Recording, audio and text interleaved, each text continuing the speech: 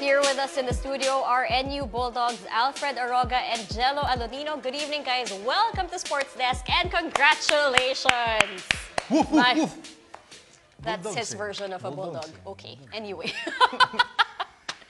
All right, well, of course, after 60 years. 60 years, you guys finally won the championship. What was the atmosphere like after the game when all of you just got together on the court? Actually, it was unbelievable because the team has been waiting for this moment for like 60 years. You see the NU community that has been waiting for like years now, and then boom, it just happened. It was just phenomenal. We can really express the emotions and everything. It was super huge. It was really big. Oh, I'm not from NU and I cried, so. Okay. For me, it's like a super overwhelming experience for everybody kasi yun nga, like Alfred said, it's like almost all been waiting for the National University community. And then here, after 60 years, all the struggles for the 4 years we had, nakuha na namin yung gusto namin, yung goal namin, it's championship. Sobrang happy and overwhelming. Overwhelming. You cried, right? I cried, and hindi nga ako taga-NU. Ako rin, I cried. Kasi Kasi taga-Ateneo ako Ateneo eh. Nag-Ateneo eh, so I cried. Jello, I remember I interviewed you once and you said, meron na kayo nung confidence. Diba? Parang sabi mo, meron na kayong confidence to go all the way, to win it up. Pero fourth seed kayo. So nung nag-fourth seed kayo, medyo parang nag-ano ka ba? Parang, teka muna, paano natin gagawin to? Fourth seed tayo, kalaban natin, number 1 seed. Or never ba kayo nagduda na you could go all the way? I think for us, that's the biggest test of character nung nanalo kami against UE, do or die, and then we made to the Final Four, fourth seed nga kami. Test of character against Ateneo, the number 1 team. We need to beat them twice. So we're thinking lang 1 game at a time and then nagawa namin ng game 1 and then game 2, it's like yung pressure nasa kabila na. Nalipat na namin and then very close game. Nakapag-deliver kami in clutch times and then crucial times and then it's very big for us. All right, well, Alfred, I mean, your shirt says it all, Silent Assassin. It's Is that your nickname on the team? Silent Assassin? Yeah. Wow. it fits him, though. Yeah, it is. I'm not going to complain he's big. But when you get on the floor, again, you're not one of the noisy guys. You're not one of the vocal guys. But when you get on the floor, you get things done. And I mean, obviously, you got things done pretty well because you guys won the championship. But being the quiet guy on the team, how are you able to lead the other guys on the floor with you?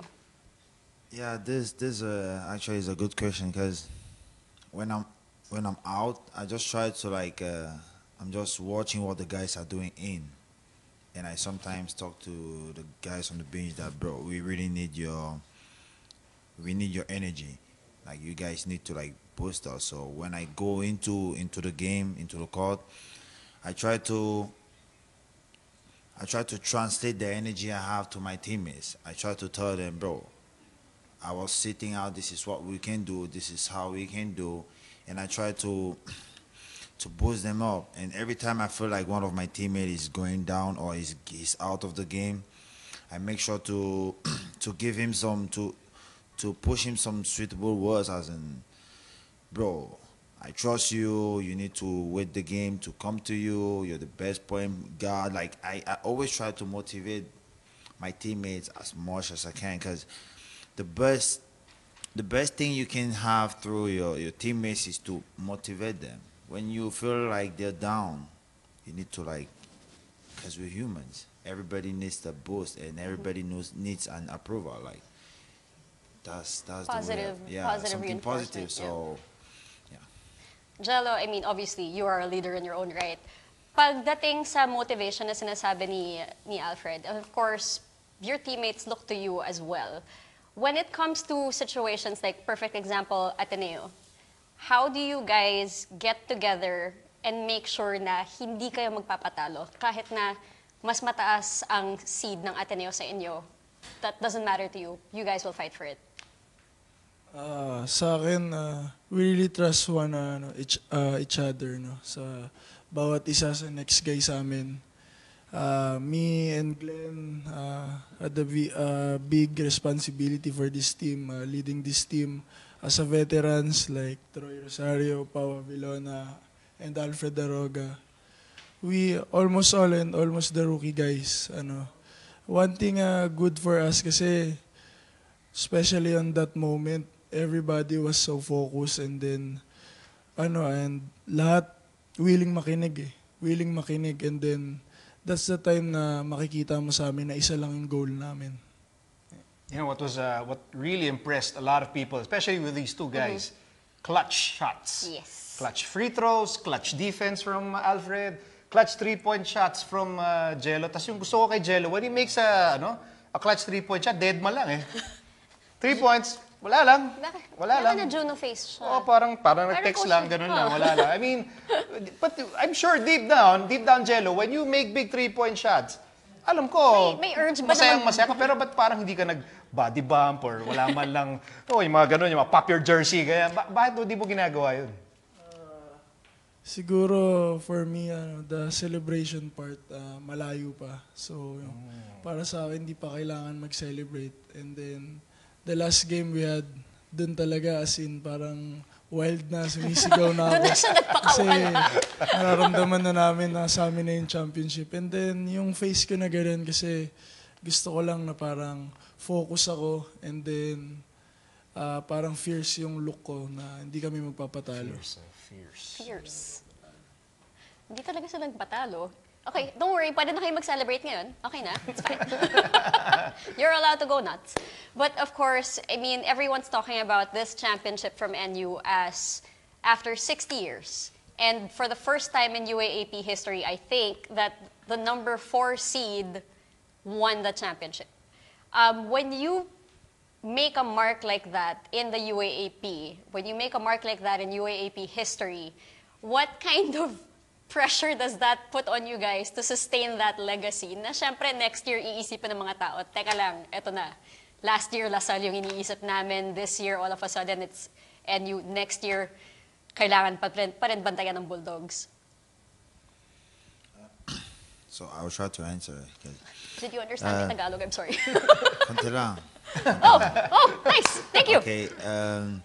Actually, as far as I'm concerned, we don't have to think about next year right now, because we just have to celebrate this, because we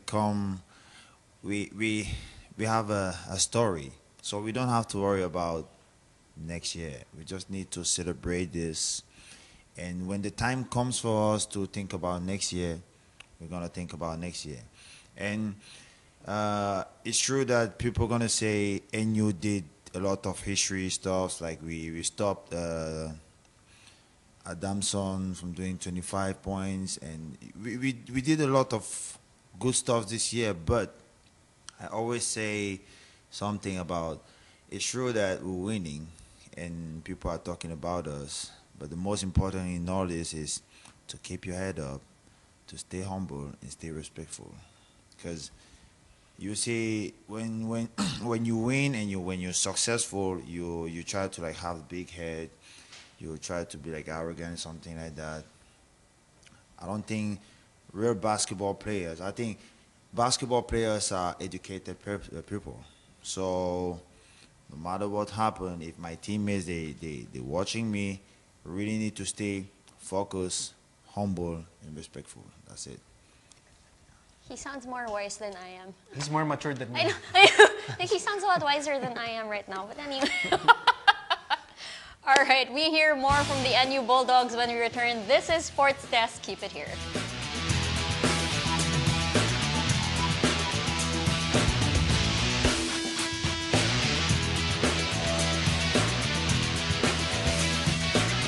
Also here with us in the studio tonight are Glenn Cobuntin, Troy Rosario, and Paulo Javelona of the champion NU Bulldog. Daming Bulldogs in the studio. Saan na yung woof-woof mo? Woof, woof. Ayun, okay. Anyway. Oh, okay. Let's ask the team captain, si Glenn.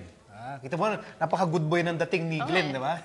Oh, malayo pa lang, alam mo ng boy next door. You're like the fighter of the team. Eh. Parang ikaw yung, during the game, ikaw yung unang manunulak.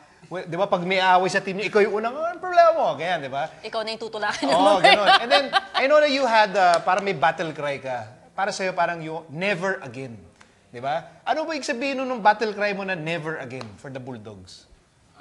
Yung sa akin lang parang last year yung nangyari. Yun yung lagi kong binabalikan eh. Kasi sobrang sakit nung nangyari sa amin last year. Tapos kami yung number 1 seed. Tapos biglang natalo kami sa number 4, diba? So, andun kami sa time na do or die. So, parang binibigay ko lang yung best ko para sa mga teammates ko, sa mga coaches ko. Kaya siguro ganun na ako maglaro. Kasi dahil din yun sa kanila. Okay, and of course, when it comes to the rest of the team, I said, yun nga, like even other guys, you are all leaders in your own right because obviously the previous year, everyone was looking to Ray Ray Parks. Nung nawala si Ray Ray, lahat ng tao nagtatanong, who will step up? And the best part about this is, lahat kayo nag-step up. Yes. Yeah.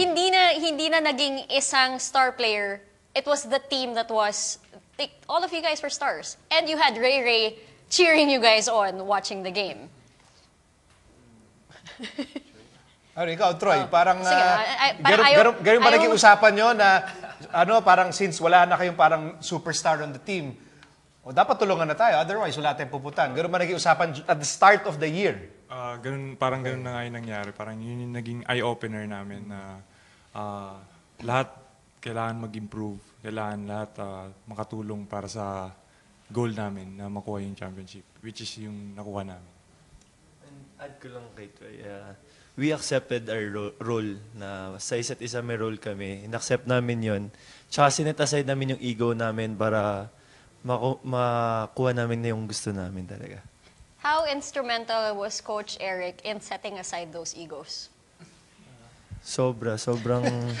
Parang mas Grabe. maloob mo pa. Hindi. Parang gusto mo Grabe makuha ulit yung ego mo eh. Hindi, lahat talagang sa coaching staff namin, lahat ginawa nila para mapabuti yung team namin, tsaka yung goal namin, makuha namin.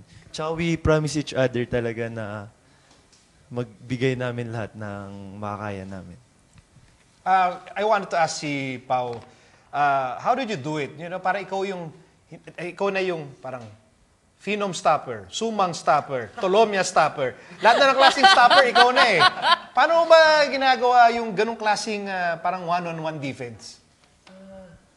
Sa akin siguro wala. Para sa akin, discipline lang talaga. Like, you don't have to steal because there are good players eh. Lahat sila magagaling. Eh, hindi mo naman sila maagawan one-on-one. So, stay in front ka lang sa kanila. Yun lang. Parang, pag nandiyan ka lang sa harap nila, para hayaan mo na sila mainis sa'yo. Hanggang gusto nila na mawala ka sa harap nila. Si Kiefer nainis dyan. Kahit ako yun eh. Ganun siya katindi. Okay, but of course, when it comes to your own roles on the team, syempre may mga hati-hati din dyan, playing your parts, your positions. But when it comes to, yun nga, yung mga hati-hati ninyo, how did it turn out na yung chemistry ninyo sa floor is basically, okay, trabaho ko to, pero alam ko kaya mo yan, so sa'yo na muna yan. Yung mga singit, yung mga pasok, yung mga pasa, like, how did you guys end up becoming this so well put together as a team? Na yun nga, parang, alam mo yung parang Spurs na there's no one distinct superstar. Yeah, It's the umiikot yung system. bola. Oo, umiikot siya eh. Sa akin, it's matter of how you trust the system siguro. And then, kung yung pagtitiwala mo sa teammates mo. Kasi, kunyari, si Pao pinasa sa akin, alam ko may mas open pa. So, mas alam kong mas capable siya itira yung open shot na yun. So, kailangan ko ipasa para magawa niya. So, it's matter of pagtitiwala lang din talaga. Yun din, yung trusting sa system. Kasi yun yung parang MVP namin eh. Parang yun yung nagdala sa amin kung nasaan kami ngayon. Ginawa lang namin kung ano yung mga magagandang ginagawa namin every game na nagpanalo sa amin. Yes, Hindi, yes, you? Yun din, yung trust. Tsaka, alam namin na if mag-struggle yung isang player, meron ibang player na mag-step up talaga para sa amin. Yun si Alfred. Pag may mag-struggle sa amin, Si yun, Alfred doon siya talaga. lalabas yung vocal niya. Doon lumalabas. Oo. Okay. Yun makikita mo, hindi siya yung silent assassin talaga. yung Would makikita you mo. say, who is the biggest motivator in your team? Yung, in the lineup itself, not coach, just within the players. Sino yung pinaka, kaya natin to guys, kaya natin to? Siguro the two imports po, Alfred and Henry. Silang dalawa. Ano yung mga usual na sinasabi nila sa inyo? Sige, ano yung pinakamalalim na sinabi nila sa'yo? Yung na talagang tumatak sa utak nyo. Ito na to, kaya na natin to guys. Yun nga, yung parang walang superstar sa amin.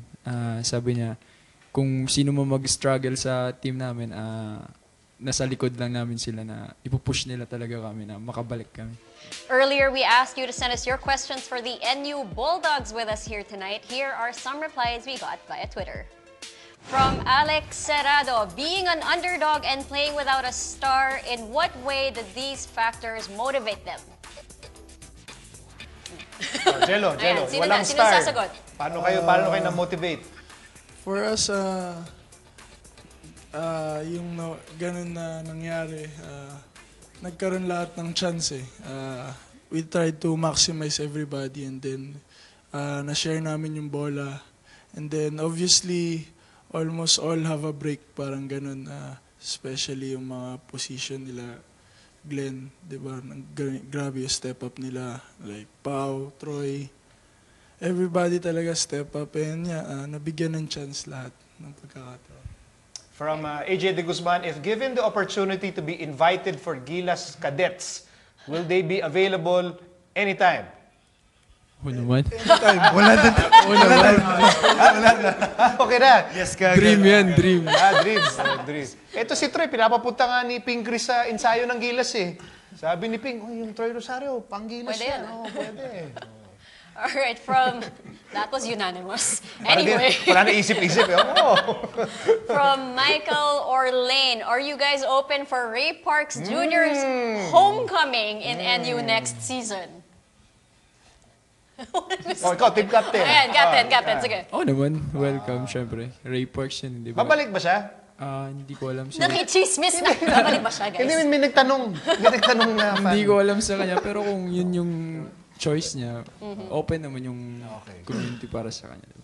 I'm sure they would love to see him if he decides to come. But anyway, from Kevin Bracewell, what specific tool did Coach Eric use to always help you guys get over the humps and beat the odds? Siyempre kay Alfred binigay. Coach, he's not just a coach. He's a dad too. He fears God. So you see, if we start talking about Coach is a book that will never finish. You will see a man who sleep at 1 a.m. because he's watching videos, and at 5 a.m. he has to be up. He will leave his family, go to school, try to, I don't know, that man is, we have a lot to talk about him. He sacrificed a lot for us to be where we are now. He knows how to motivate his players. He sacrificed his family. He's not even with his family that much, but he rather be with his players than his family. So actually winning this championship, I feel like he's gonna sleep a bit now because he has not been sleeping. He can for finally like, sleep, huh? yeah, because there's some times when I was watching Kochi and I was like, oh my God, have mercy on this man because he's really, you see, he's sleepy just trying to like find out the solutions just to beat the opponent. Maybe you're the reason why he's not sleeping. No, so Coach, he's not just a coach. He's a mentor. He's a dad. He's like everything. He's a mother. He's everything. He's everything. If I have a problem, Alfred, can I go to you for advice? You Because you're so sound mature. very wise. Yeah, you're so mature. The thing is, actually, I've been with Coach for like 3 years. That's right. So if I have, we mostly spend, I don't know, 20 hours a day. I will go to practice with him. After practice, we're gonna come back. We're gonna eat in the same table, every time we have a problem with videos, he's gonna call me and we're gonna talk about a video. He'll tell me, Alpha, you had to do this. Next time you need to do this, you need to do that. So we go to the mall together. We go to church. So you see, there's some good things I'm gonna pick it up from him. Like that's gonna help me use my gray material like kind of fast. Well, see, years from now, when his basketball career is done, He's going he to can coach. actually coach. Yeah, he's going to There you go. coach. Yeah, I can see it. All right, from Derek Hizon. No questions for them. I just want to congratulate them for a well-deserved win. #bawi kami. I'm assuming this person is from FEU. All right. Yung student body, nag-thank you na ba sila sa inyo? Have you had the chance to, talk to your classmates, Like, I don't know, like Ateneo has the bonfire. Oh, UP had a bonfire. UP nga, nag-bonfire na. Kayo ba, nagkaroon na kayong chance to mag-interact with the student body na-express sila yung tuwa nila? Pasunod pa lang ata. Next week siguro. Next week siguro. daw. Okay. Kasi okay. wala pang time kasi hindi pa nakakapunta sa school. Okay, Ayun. alright. Okay lang.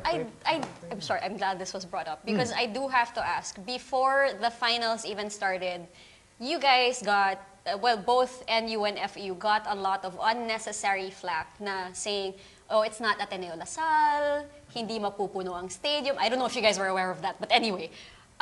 When you saw in the finals that the stadium was filled. 25,000. 25,000 people came out to watch your finals game. And 25,000 people came out and saw you win. What does that say about the community coming behind to watch, either FU or you guys? Feel namin sobrang blessed kami na ganun yung pinakitang support sa amin. Kampi o hindi kampi sa amin. Talagang pumunta sila para supportan yung league. I think yun yung nag-boost ng confidence namin. All right, last question. Okay, last question from Kim Castro. This is for everyone. The toughest or hardest player to guard in the UAAP? Ito, parang wala problema. Ay, di si Pao. Huwag ka na masagot dito. Lahat naman kaya mong bantayan. Glenn. Sa akin si Belo talaga. Si Macbelo. Macbelo. Kasi ang laki din niya, almost 6'4", then may shooting sa labas, then pwede ka nadalhin sa labas kasi may drive pa siya, then slow, then rebound. So, binigyan talaga niya ang problema nung game na Parang game naman 1. problema din siya sa inyo. Okay, Macbelo. Ikaw, Jello. It's either to Kiefer and Mike Talong. Naks, mga friends, ha? Friends. Binati mo lang eh. Alright. Troy. Sa akin si Kiefer din. Kasi palaban talaga yung Kiefer? player. You're like okay. Kasi magsa-switch. Okay. Kaya pala di nakagawa si I'll go Kiefer. for two. Sumang and even though the team didn't make to the final, for Sumang and Toromia. Roy Sumang and Mike Talomia. Yeah. Alright. Sige, tanong ko na nga si Pao. Sige na nga. Kunwari na lang, kunwari. We've seen your nahirapan ka. highlights and everything, Oh. so just pick one. Hindi, at least lahat talaga sila mahirap siguro yun. Pero pili ka na isa. Isa lang. Mahirap eh, pero dalawa talaga si Mike tsaka si Kiefer. Mike and Kiefer also. Final four. Does it still hurt? Di ba, I Les, siguro, mean, are you wearing blue for a reason tonight? Oh, hindi. Nananadya ka ba? No, ako. I am genuinely and sincerely happy for these guys and for their school. I personally witnessed where NU was before in the late 2000s. No, 90s pa lang. Talaga, yung mga panahon nila Daniel Defonso, That's nila what I was gonna say. Lordy Tugade, the late Sunny Pagia, sila Froilan Bagyon, Chico Manaba, Jeff Napa, Archen Kayab, lahat yan. Kasi I used to cover the UA, so nakikita ko yung hirap talaga nila. And to see the school celebrate now, bata pa ako. To see the school celebrate now, how can you not be happy? It doesn't matter if I'm Atenean. I'm happy for them. Congratulations. And Thank you. honestly, like Daniel Defonso is one of my favorite players of all time, and I am so happy. Like I remember seeing him in Game 1, and he was just standing there.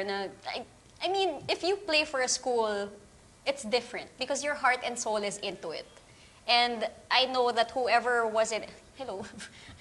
Fidel Ramos was watching the game. Oo nga eh, si President. Like all these people, like a former president was watching the game. When all these people come together for school spirit, it's really different. It's your school. That's where you grew up. And I love your story. It's such a fantastic fairy tale. And I'm so happy you guys got your chance in the limelight. Umiyak nga ako. I am not from NU. I'm just a very emotional sports fan. But anyway, congratulations, guys. Thank you so much for guesting. And before you go, please give a message to every single fan out there who supported you guys all the way. Una-una, thank you sa NU community kasi grabe yung support nila sa amin. And then, thank you din sa lahat ng mga taga-Cagayan de Oro, sa lola ko sa Mulugan, then mga tita ko sa Biasong, then ngayon nanonood yung parents ko sa nasa Nabota sila, then yung girlfriend ko sa baby ko. To all the fans, students, profs, deans, all the National Alliance community, thank you sa suporta, and then at least nabigay namin yung pasasalamat namin sa inyo sa lahat ng effort nyo. Hindi lang sa NU, outside the NU, buong Bustillas, Sampaloc, yun. Pag nakita nila kami, yung words nila talagang minomotivate nila kami. And then, hi sa family ko sa Las Piñas, Papa, Mama, Watts, Marley, and Lola ko. And all sa mga taga-Airmens, Las Piñas, Cavite. And sa mga tito-tita ko, and everyone, thank you. Sa lahat ng NU community, sa family namin, sa lahat ng sumuporta sa amin, thank you talaga. Itong championship nito para din to sa inyo. Kung wala kayo, siguro wala din kami ngayon dito. Tsaka binabati ko yung mga taga-Bacolod, sa Umbulok, sa Gugma. Hi. Alright, next. Gusto kong pasalamat sa family ko, sa lalo na Altamirano family, sa management, yung C family. Talagang sobra yung support nila sa amin. Sa mga taga-Cagayan Valley, ASF family, tsaka yung mga loved ones ko, girlfriend. Yeah, I want to say thanks to the NU community because their energy really bring us to the championship. So, salamat po for the support. And I want to thank my family back home too, my siblings, my mom. I want to thank my late dad too. And the Altamirano family, my teammates, I can't forget you guys. And Tolentino family as well, Marikina, my girl, May. And Sweet. My girl. and for all those I couldn't call the name, I'm pretty sure that you know yourself. So really appreciate for the support and thanks for believing. Ingat. Last, May isa pa. dormmates namin sa dorm. Hi. Teammates namin. Tosi Coach Tancinco. Homer. Ay, Coach Homer. Thank you, Coach Homer. And belated happy birthday pala sa big boss namin, si Sir Henry. Sir Henry. Sir Henry. Birthday! Ayan. Lolo ko. Alright, thanks again, guys. Congratulations. And hopefully we see you guys back on the show soon. Thank you. Thank you.